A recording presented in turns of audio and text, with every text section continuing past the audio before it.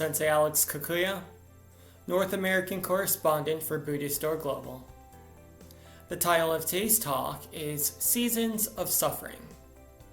Before we get into that, please subscribe and hit the notification bell. That way you'll be notified when I post talks in the future. If you wouldn't mind hitting the like button, that'd be great too. The first noble truth of Buddhism states life is suffering. And I thought about this as I was going out today to do my chores here on the homestead. Nothing fancy. I checked on the chickens and the rabbits, I made some repairs, and I did a few things to prepare for the upcoming growing season, which will be here in a few months. And it's exciting. I'll roll out some new garden beds, plant some veggies, build a greenhouse. But then it occurred to me that in a few more months after that, it'll be summer. And instead of the weather being too cold and me complaining about that, it'll be too hot. And I'll be concerned about that. Instead of keeping the animals warm, I'll be trying to keep them cool. Instead of tromping through the snow, I'll be tromping through the mud. Some things change, but some things stay the same. And one of the things that are always the same here on the homestead is that the weather is never quite what we want it to be.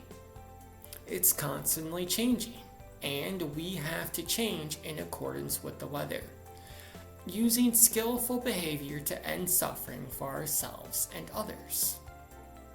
This is the purpose of the first noble truth of Buddhism, to remind us that life is constantly changing, and sometimes it changes in ways we don't want.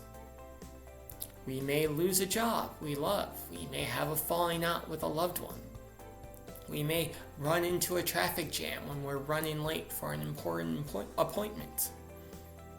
And if we can learn to deal skillfully with these seasons of suffering, understanding that they're temporary, that they will eventually go away, not trying to get rid of them or escape them, simply trying to work skillfully within them, in the same way that a farmer works skillfully in the winter season and in the summer months.